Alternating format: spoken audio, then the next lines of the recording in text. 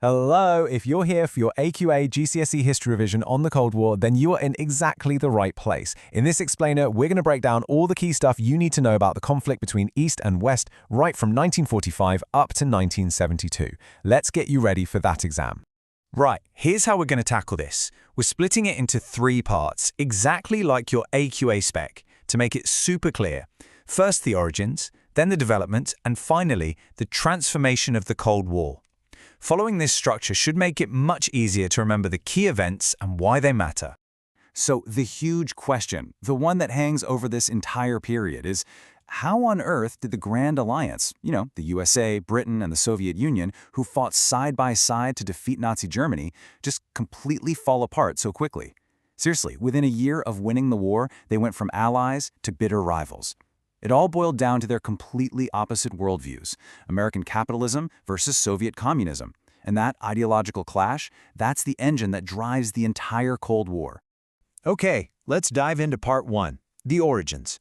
We're going to look at exactly how and why that post-war world split into 2 really hostile camps. Just look at the speed of this breakdown. In February 45 at Yalta, the big 3 are still buddies, planning for peace. But just 5 months later at Potsdam, the whole mood has changed. You've got new leaders in Truman and Attlee, and they're facing a much more confident, assertive Stalin. And from there, this simmering mistrust just boils over. The Soviets start taking over Eastern Europe, and before you know it, we've got the first massive crisis of the Cold War, the Berlin blockade. And this table here, it shows you exactly where the cracks started to appear. I mean, they could agree on the easy stuff, like what to do with the defeated Nazis. But when they talked about the future, their ideas were just worlds apart. The West wanted a democratic Poland. Stalin wanted a communist buffer zone. Truman wanted to get Germany's economy back on its feet. Stalin wanted to strip it bare for reparations. These weren't just little disagreements. These were the fault lines of the coming conflict. This growing divide was famously summed up by Winston Churchill. He said an iron curtain had descended across the continent. And you know what? It wasn't just the powerful phrase. It was real. It represented a very solid separation between the Soviet-controlled Communist East and the US-backed capitalist West. It became the defining symbol of this new, divided world. And this division wasn't just left to happen, it was locked in by official policies. The US announced the Truman Doctrine. Basically, we will do whatever it takes to stop communism from spreading. Then they backed it up with the Marshall Plan, pouring billions of dollars into rebuilding Western Europe. And let's be clear, this wasn't just about being nice. They were terrified that poverty would be a breeding ground for communism. Stalin's response? He created Cominform and Comecon to tighten his grip on his half of Europe. So now the Iron Curtain had policies and organizations enforcing it. Each side was building its team. Which brings us to the first major flashpoint. Now remember, Berlin is deep inside Soviet-controlled East Germany, but the city itself is split 4 ways.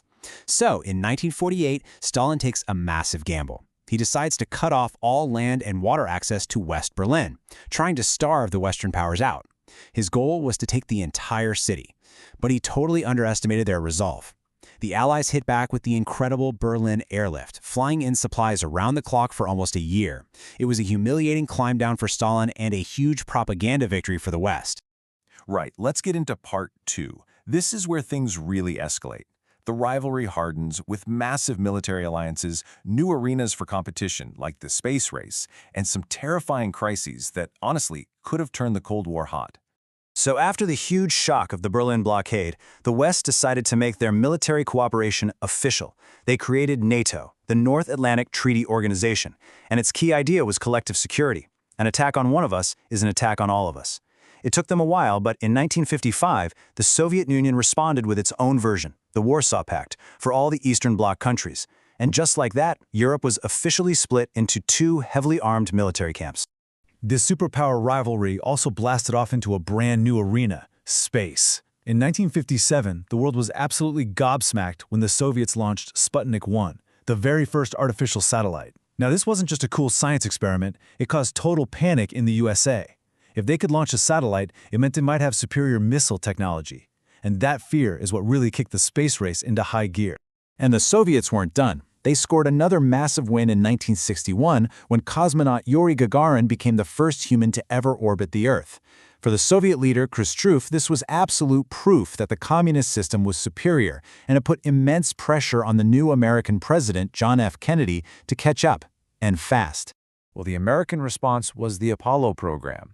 Kennedy made that famous speech committing the nation to landing a man on the moon by the end of the decade. And they did it. In 1969, Apollo 11 landed, and eventually, a total of 12 American astronauts walked on the moon.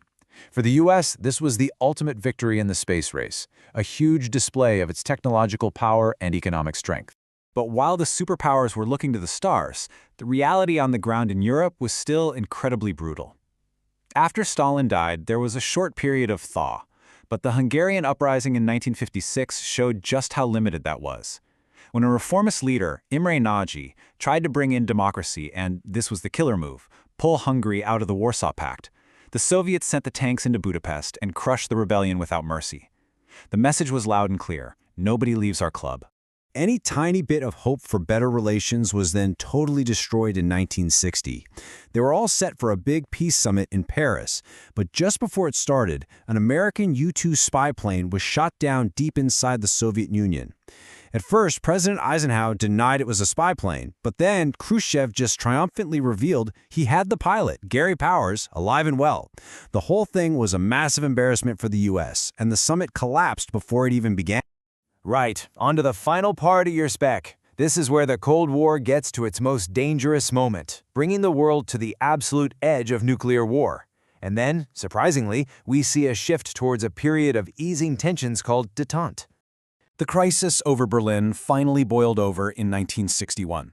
The problem for the Soviets was that millions of East Germans, especially the smart, skilled ones, were just leaving. They were escaping to the prosperous, free West Berlin. To stop this catastrophic brain drain, the East German government, with full Soviet support, basically built the Berlin Wall overnight. It became the ugliest, most powerful physical symbol of the Cold War divide. But the moment the whole world truly held its breath was the Cuban Missile Crisis in October 1962. U.S. spy planes found the Soviets building nuclear missile sites in Cuba, just 90 miles off the coast of Florida. Kennedy's response was to set up a naval quarantine around the island. For 13 days, as Soviet ships steamed towards that blockade, the world was on the very brink of nuclear war. It only ended when Khrushchev blinked, agreeing to remove the missiles. Now, what most people didn't know then was that Kennedy had secretly agreed to remove U.S. missiles from Turkey in return. But the crisis absolutely terrified both leaders. It showed them just how close they'd come to wiping each other out. In the wake of that crisis, the U.S. really doubled down on its commitments. The next year, Kennedy went to West Berlin, the city right on the front line, and gave this absolutely iconic speech. By saying, "Ich bin ein Berliner," I am a Berliner, he was sending a crystal-clear message that America would stand with them and defend freedom against communism no matter what. But Soviet policy in its own backyard, it hadn't changed one bit. In 1968, Czechoslovakia, under its leader Alexander Dubček, started a reform movement called the Prague Spring. But it was just like Hungary all over again. The moment it looked like the country might be drifting away from Soviet control, the Warsaw Pact tanks rolled in. Afterwards, the new Soviet leader Brezhnev announced his doctrine. Basically, we have the right to invade any of our allies if they step out of line. Now, this might seem strange, but after coming so close to war over Cuba and then the crackdown in Prague, something new started to happen. Both superpowers were just exhausted. The Cuban crisis had scared them senseless. The arms race was costing a fortune, and America was stuck in the Vietnam War. They both realized they had to cool things down. This new phase is known as détente. It's a French word that just means an easing of tensions. And the biggest achievement of this period was the Strategic Arms Limitation Treaty, or SALT I, which was signed in 1972 by President Nixon and Brezhnev. For the very first time, the two superpowers actually agreed to put a limit on their nuclear weapons. Now, it didn't end the arms race, not by a long shot, but it was a massive first step towards managing it and lowering the risk of nuclear war. So, where does all this leave us in 1972? On the one hand, you've got the SALT I Treaty, which is a huge step back from the nuclear brink. But on the other, that core ideological battle between communism and capitalism is still raging. So this brings us to the key question you have to think about for this period. Was détente a true change in the relationship, a genuine thaw? Or was it just a strategic pause, a chance for both sides to catch their breath before the next round? That's the big question to consider. Good luck with your revision.